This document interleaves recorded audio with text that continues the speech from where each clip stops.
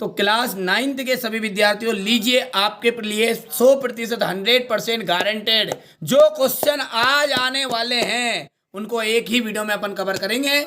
आइए बेसिक वाले, ठीक है, बच्चों के लिए विशेष वीडियो शूट किया जा रहा है यार। मैं अभी भी कह रहा हूं, अभी भी मौका मत खाओ धोखा, इसी में से सारे क्वेश्चन आ रहे हैं। चलिए शुरू करते हैं। यहाँ पर है ए की पावर m इंटू ए की पावर है n, इसका मान बताओ। देखो गुना में घात जुड़ती है तो यहाँ पर आ जाएगा a की घात है m प्लस n।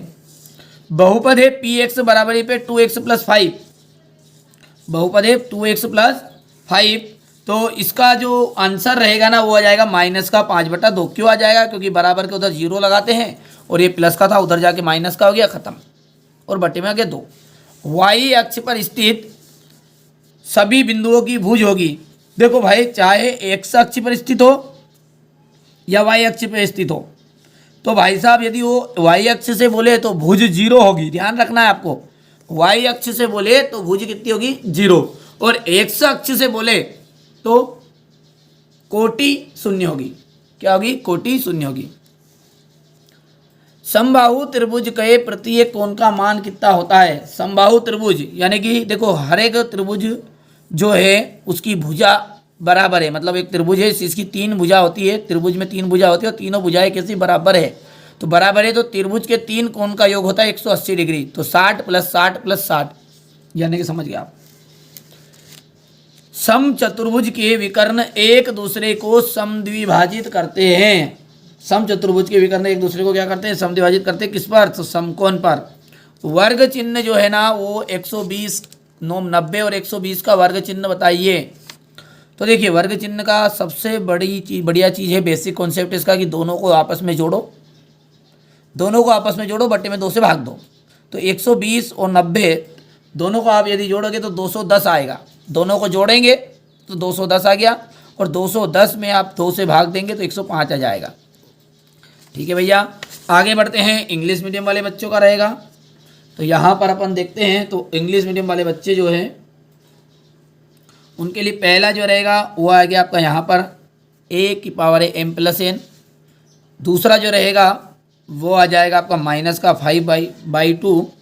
यहाँ से आपका 0 है, 60 डिग्री का एंगल है और 8 राइट एंगल्स, और यहाँ से अपन बात करें तो 105 आ जाएगा। 2 परिमेय संख्याओं के मध्य, देखिए 2 परिमेय संख्या है ना, उनके बीच में कितनी संख्याएं होती है परिमेय? तो अनंत परिमेय संख्या होती है। कितनी होती है? अनंत। कितनी संख्या होती है? अनंत परिमेय संख्या होती है। बहुपद में सबसे बड़े घात वाले घातांक को ही, बहुपद में जिसकी सबसे ज़्यादा घात रहती है उसे ही अपन कहते हैं बहुपद की घात। हो गया। कोण बनाने वाली 2 किरणें, तो ये कौन बनाएगी? यहाँ से आपका इस टाइप से ये कौन बनाया और ये बनाया। तो कोण बनाने वाली जो भुजा होती है, कोण बनाने वाली 2 किरणें होती है, उस कोण की क्या कहलाती है? तो उस कोण की भुजा होती है। ठीक है, उस कोण की, ठीक है, भुजा होती है। शंकु के आयतन का जो फॉर्मूला होता है ना, शंकु का आयतन वो होता है 1/3 पाई r स्क्वायर h। अशून्य अचर, ये देखिए बेटा, ये अशून्य नहीं है, शून्य है ना। शून्य अचर पद की घात सदैव शून्य होती है। और समांतर चतुर्भुज के दोनों विकर्ण परस्पर समद्विभाजित करते हैं। यहाँ पर जाएगा सम,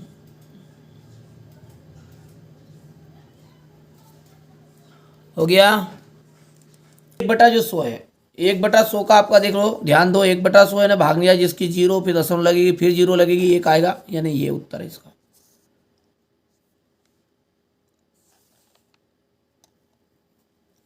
प्रांत डोमेन का जाएगा एक्स निर्देशांक। 90 से अधिक और 180 डिग्री से कम। 90 से तो अधिक है तो अधिक कौन होगा, और 180 से कम है, तो ये आपको क्या जाएगा? तीसरा।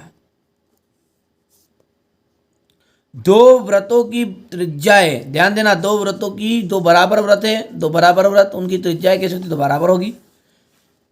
जब बराबर है वृत्त तो त्रिज्या बराबर होगी उनकी, सीधी सी बात है। ये आपका हो जाएगा चौथा। रेखा वाई अक्ष को काटे, वाई अक्ष को काटेगी तो एक्स का मान शून्य होगा। क्या होगा?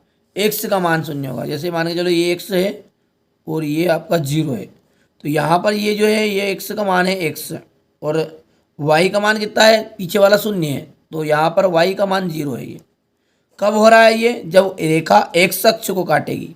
अब ये उल्टा बोल रहा है, वाई अक्ष को काटेगी तो भाई साहब एक्स का मान जीरो होगा। यदि ये रेखा एक्स अक्ष को काटेगी, यदि रेखा एक्स अक्ष को काटेगी तो वाई का मान जीरो होगा, और वाई अक्ष को काटेगी तो एक्स का मान जीरो होगा। तो कर पाओगे आराम से। तो ये आपका हो जाएगा यहाँ पर पांचवा। और ये सूत्र है एक बार घात प्लस एक बार, ये हो गया। कर पाओगे आराम से। चलिए आगे बढ़ते हैं।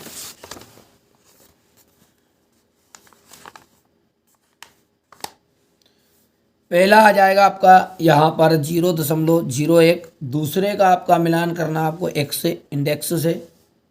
तीसरा जो जाएगा आपका यहाँ पर है ये, चौथा आपका इक्वल, पांचवे की हम बात करें तो वैल्यू ऑफ एक्स इज 0, और छठे के अंतर्गत आपका जाएगा ये एक्स प्लस वाई और एक्स माइनस वाई।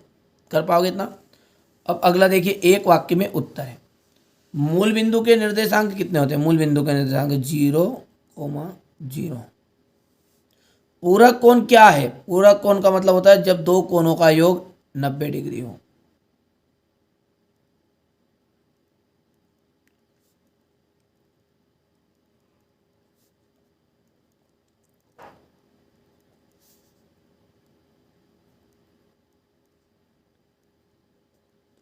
जब दो कोणों का योग कितना होगा? 90 डिग्री होगा, तो वो कहलाएंगे पूरक कोण।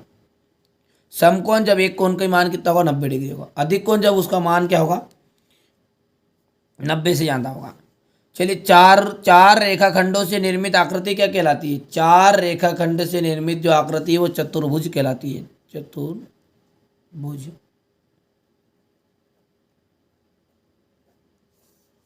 हो गया।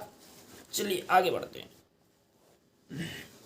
किसी विषमबाहु त्रिभुज का परिमाप ज्ञात करने संबंधी सूत्र बताना है। किसी विषमबाहु त्रिभुज का परिमाप ज्ञात करने संबंधी सूत्र है आपका S equal A plus B plus C by कितना जाएगा आपका 2। अक्षों का जो प्रतिच्छेदन बिंदु है, अक्षों का प्रतिच्छेदन बिंदु क्या कहलाता है? मूल बिंदु कहलाता है।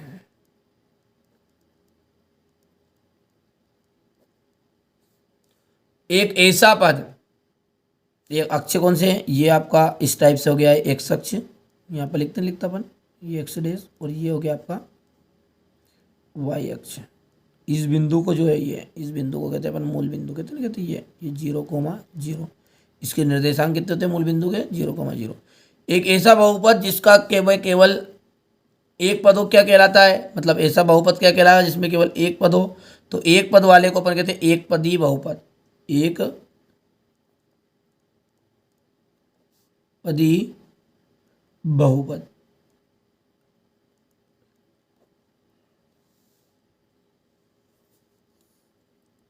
हो गया। चलिए अब आगे बढ़ते हैं। चलिए यहाँ से हमारे इंग्लिश मीडियम वाले बच्चे बढ़िया से स्क्रीनशॉट ले लेंगे, मैंने पूरा भर दिया उनका। ठीक है, अब आगे देखते हैं। यहाँ पर है आपका सत्य में। ठीक है, ये देख लीजिए, एक्स अक्ष का समीकरण एक्स बराबरी पे 0 होता है। एक्स अक्ष का जो समीकरण है ये उल्टा होगा, क्योंकि एक्स अक्ष का जो समीकरण होगा ना, ये हो गया आपका पहले तो असत्य। फिर होगा कैसा? वो होगा आपका समीकरण y इक्वल टू 0। ठीक है, याद रखोगे। संपूरक कोणों का योग जो होता है वो 90 डिग्री होता है। तो ये बात हो गई आपकी असत्य, क्योंकि संपूरक कोणों का योग होता है 180 डिग्री। ये मैं सही आंसर भी दे देता हूँ आपको ताकि समझ में भी आ जाए। संपूरक कोणों का योग कितना होता है? 180 डिग्री होता है। और एक्स अक्ष का समीकरण कितना होगा? तो y बराबरी पे 0, एक्स के बराबर 0। अच्छा, y समीकरण बोलता, स्टार करके लिख देता हूँ मैं। यदि मैं कि y समीकरण बोलता तो x बराबर पे 0 होता है। ठीक है, ये बात हो। सभी व्रत सर्वांग सम होते हैं? नहीं, समरूप जरूर हो सकते हैं। सभी व्रत कैसे होते हैं? समरूप। तो ये असत्य है, समरूप जरूर हो सकते हैं। ठीक है, बिंदु -8 और -0 में एक्स अक्ष पर स्थित है। देखिए यहां पर ध्यान देना, ये पहला जो मान है ना वो एक्स का है और दूसरा जो मान है ना वो वाई का होता है। जब एक्स अक्ष पे स्थित है तो वाई का मान 0 है, एक्स पे रहेगा तो उल्टा बोल दो 0, एक्स रहे तो वाई 0 और वाई एक्स अक्ष रहेगा तो एक्स 0। तो सही तो है ये। तो एक्स अक्ष पर स्थित है तो मतलब वाई का मान 0, तो ये बात आपकी सत्य हो गई। प्रत्येक पूर्ण संख्या एक पूर्णांक होती है, प्रत्येक संख्या एक पूर्णांक होती है, तो ये आपका हो जाएगा सत्य। बहुपद है 7 एक पदी व्यंजक है, ये भी आपका सत्य रहने वाला है क्योंकि एक पदी तो है ये। और प्रत्येक पूर्ण संख्या मतलब 0 से शुरू होने वाली पूरी पूर्णांक में आ गई तो सही बात है। अब यहाँ पर ट्रू और फॉल्स है, तो ये बेटा आपका पहला जो है ना वो आपका फॉल्स हो गया है। ऊपर ही मैंने बता दिया, ये नोट्स से समझ में आ जाएगा। फॉल्स लिखना है।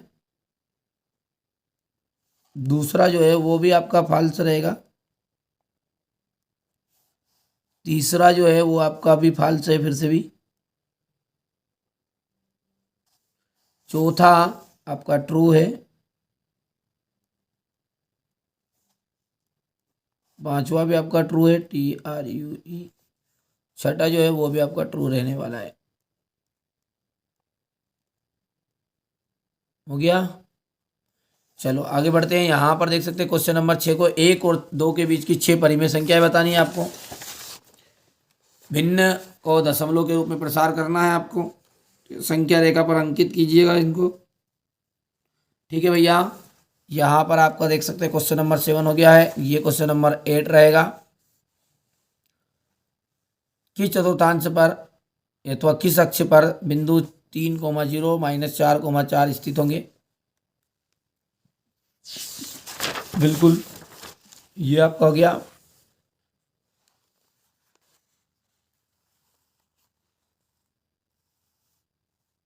हो गया क्वेश्चन नंबर 11।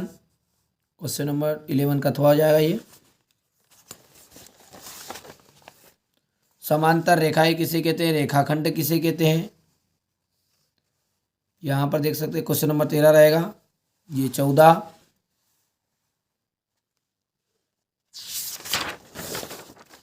यहाँ पर क्वेश्चन नंबर आपका ये 15।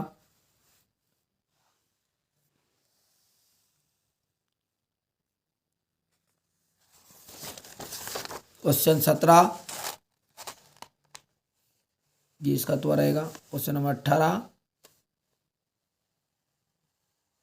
19,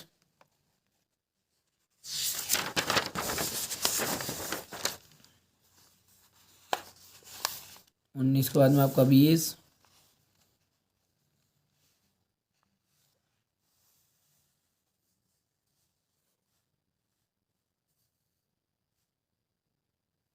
रहेगा ध्यान। चलिए ये 20 का अथवा वाला क्वेश्चन है, स्क्रीनशॉट ले लो तुरंत। ये हमारे इंग्लिश मीडियम वाले बच्चों के लिए रहेगा यहाँ से। और ये हो गया आपका क्वेश्चन नंबर 21। हो गया।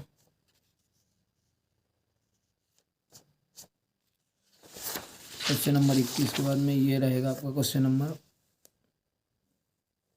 21 का अथवा 22